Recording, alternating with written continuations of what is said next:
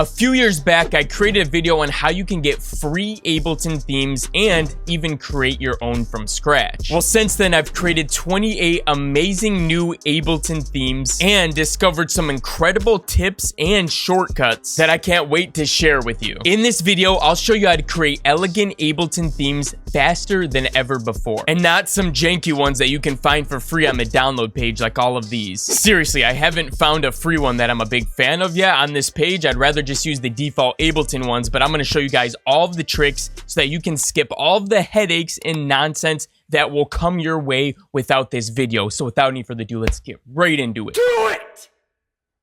Just do it!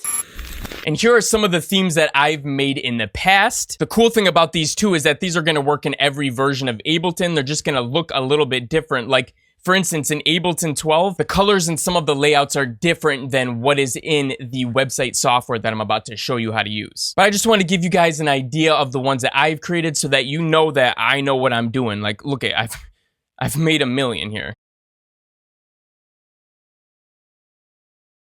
I really like this Caramel Mocha one, but if you're wondering about these themes, these are all exclusively in the Audio Hacker Academy. So for everyone that's in there, you can grab them in the themes section right now. But honestly, if you like any of these, I don't mind if you just screenshot right now and then you can use these colors here later on because we're going to need to build a color palette. Oh, and I forgot, we have these 4 on a pack on our website as well. These are like the original Fearless themes, and I've actually updated them to be even a little bit better. I'll leave those links below, but let's start building this out. Now, the thing that I've wasted the most time on when I've created these Ableton themes, and that's given me the most headache, is not having like a clear color palette when I go into this, right? Just like freeballing it, which is fine if you want to do that just to get in there and start learning how everything works, but you will spend significantly more time and it just becomes a huge headache, especially if you're trying to get something done. Therefore, you're going to want to have your color palette picked out, or at least a rough draft of what you want before you jump in here. So there's a couple ways you could do this. You could either come up with your own color palette completely from scratch if you have like an idea in your head. Otherwise, you can Google color palettes and you'll get a ton of results, especially if you put some sort of a theme with it. Let's just type in dark neon color palette and see what comes up here. We're going to go to our images,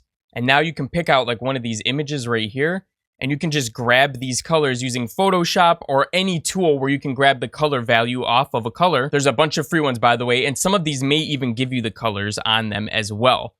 Here you go. Now, the other way you can do this is just by going in here and finding one that you like. So we can go to featured, you can go to browsed, however you want to look at this, right? I would sort this by like featured, maybe not the newest, because there's going to be a lot of junk in here, guys. So maybe the most downloaded, or better yet, the highest rated. So if you like how these are, you could even get ideas or inspiration from your color palette based off this, or you could just freeball it. You could pick one of these, start there, and then adjust things if you don't like them, because you can remix these. Okay, so now that you have your color palette picked out, or at least some color ideas that you want to go for, you could just try to go from scratch and start building something out, but that is going to be an absolute nightmare. And I'll show you why. It's because there's so many damn parameters that if you're going to be changing these over and over again, like look at this. You don't want to have to change everyone unless you absolutely have to, right? That's a lot. So an absolute super gem for you guys that I'm going to be doing every single time moving forward, and that I have been for a while, is literally going in here to all of these free themes. Go ahead and find a couple different ones here. I'd say at least 3 to 5 different ones in here and download them. You'll want to find ones that are similar to the theme and look that you're going for, because ultimately, we're going to want to find one of these that we can use as a starting point. And that way, hopefully 60 to 70% of our theme is already done. And we just have to make some quick changes to some of the bigger things. Pink Dream, I kind of like this. So we're going to open this one up. Oh, look at, you can even go by the colors here. So maybe red, they don't have a pink. That one is ridiculous. So you probably don't want to use that because your eyes will get fatigued. That's something you want to keep in mind as well.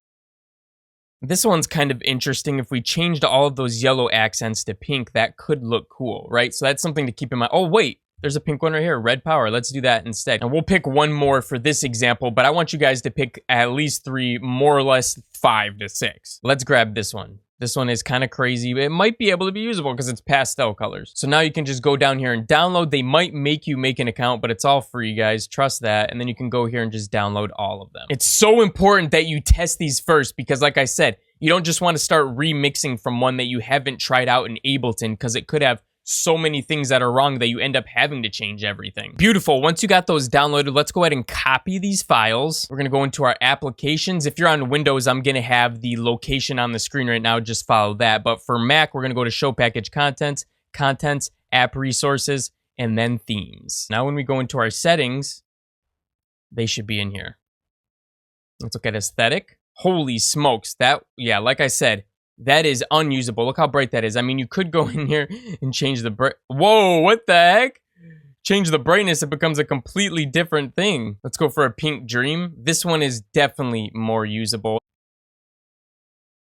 I like that other pink one. Okay, so the highlighting is interesting. The highlighting is like blue and then pink. I kind of like that. That's a little bit different. It's blue when it's focused and pink when it's unfocused. You could change that to all pink or whatever. So these are things that you want to keep in mind, right?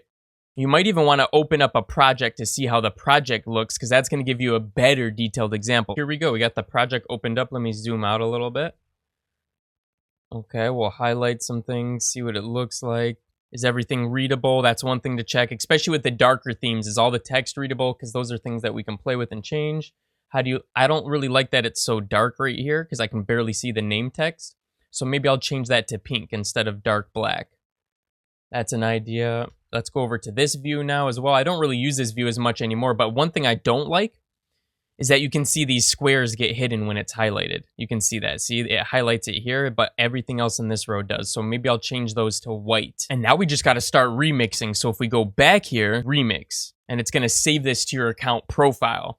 But you always need to save after every iteration. You should be saving all the time, okay? And then once you hit save for the first time, that's when you're going to name it. So I'm going to call this a cotton candy dream. But you can see here is the GUI. Here we are. Now you might be tempted just to jump in and start going, but be careful. You want to take this slow because we don't want to be redoing the same steps over and over again. We want to save the colors that we're going to use multiple times, and you're going to want to follow these next couple steps closely because these are the big tips that have really helped me. So first, we're going to want to start with the heavyweight items. So as you can see up here, you can go between the different views. When you click on certain things, it's going to pop up right here, and you can change the color there. So that's how you do that, right? You can see this is a huge item, the surface area, because this takes up quite a bit of the screen.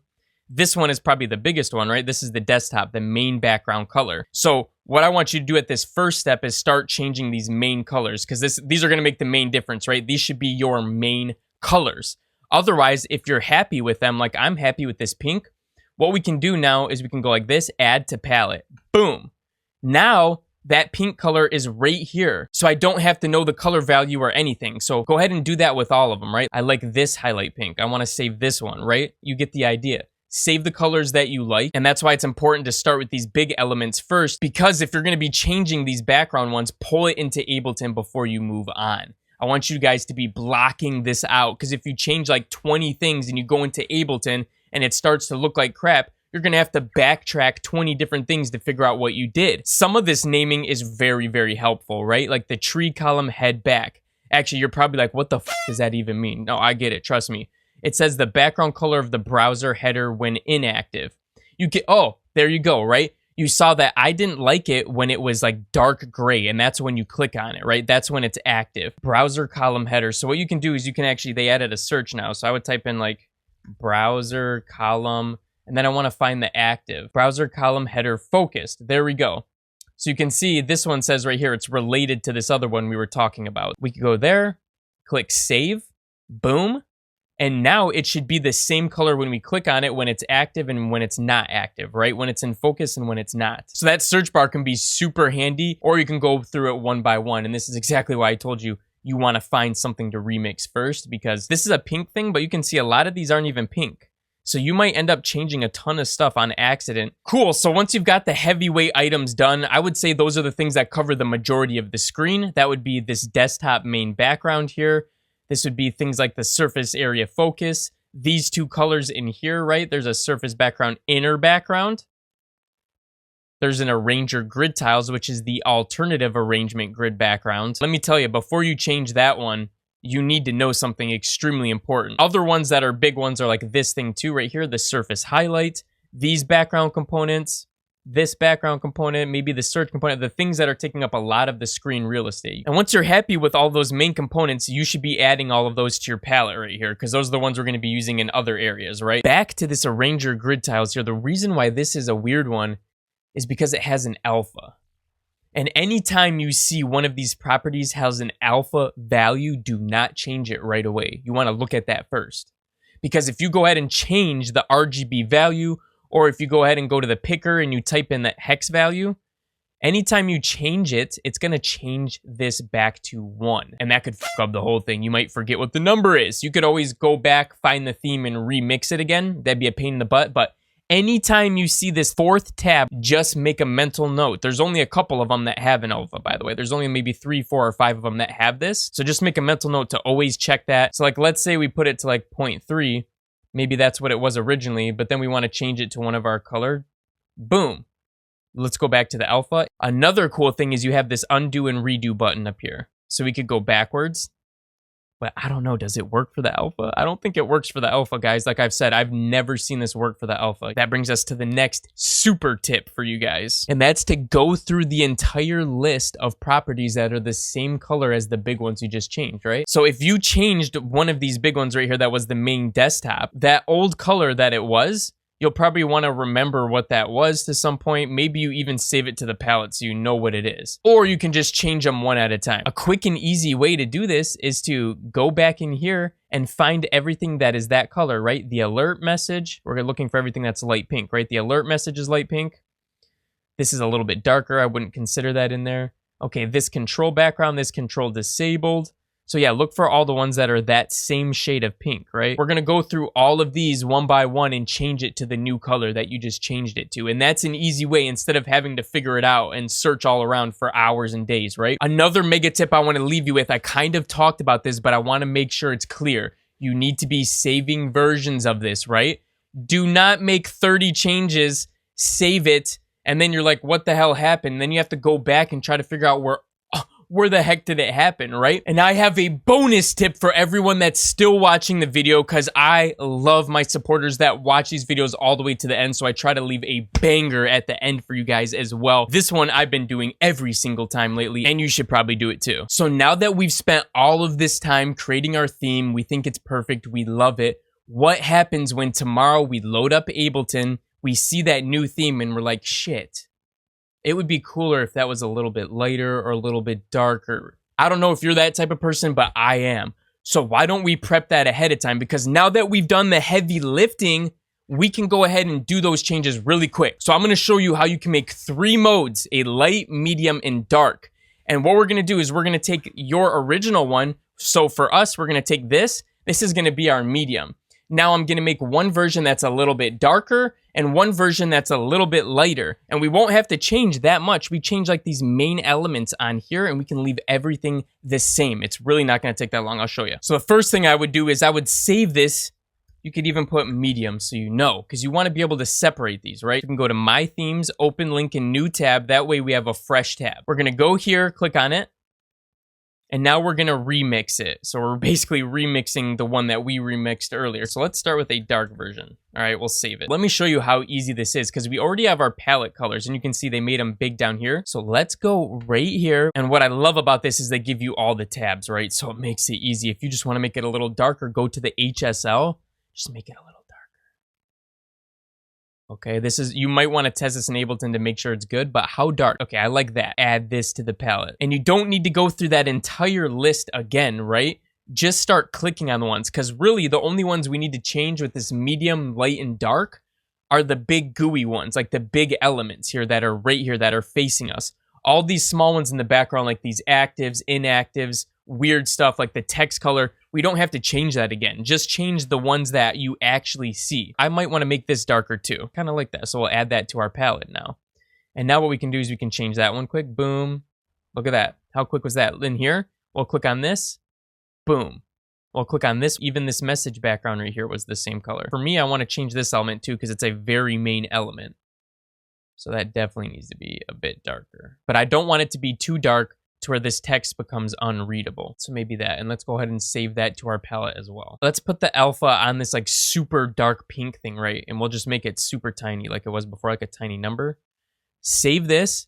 We're now going to download it.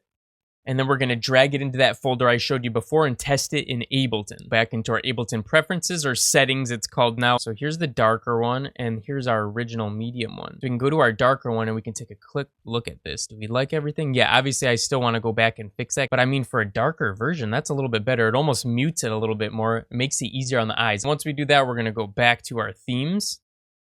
I'm going to remix this one more time. So now we're going to do the exact opposite that we did with the dark version. It's easy to go crazy with the light version because it might be too bright on your eyes. So this one too, you know, don't go too wild. I mean, do what you want, but like that. You could even just use like this lighter pink color on here instead of here. But honestly, I don't want this to be any brighter. Add that to the palette now. This dark background right here now, we can go ahead and make this, I mean, you could even make it more pink. And then we'll pull this down a little bit too. Interesting. I don't really like this being black on a light background. Cool. And always keep in mind the text needs to be readable, right? Maybe we start changing the text to more of a darker black color because it's getting so light. Also, this waveform can be changed here too. Ooh, yes. And then I'm going to go, wait, what happened? Oh no, see, got to be careful. My mouse is dragging and clicking a bunch of things. Okay, so we're going to add that to the palette because I want to make this top part that color too now. That light version. Oh yeah, look at that. You can see it change the waveform. Let's go up here to where there's an actual waveform. It's going to look better if we have clips that are colored correctly for our theme. So now that you've made the ultimate Ableton theme that you're proud to show your family, you should probably get that Ableton default template clicked up and ready to go as well. Your family gonna be proud of that one too, I promise. So go ahead and watch this video because I go through all of the sauce on optimizing your musical output.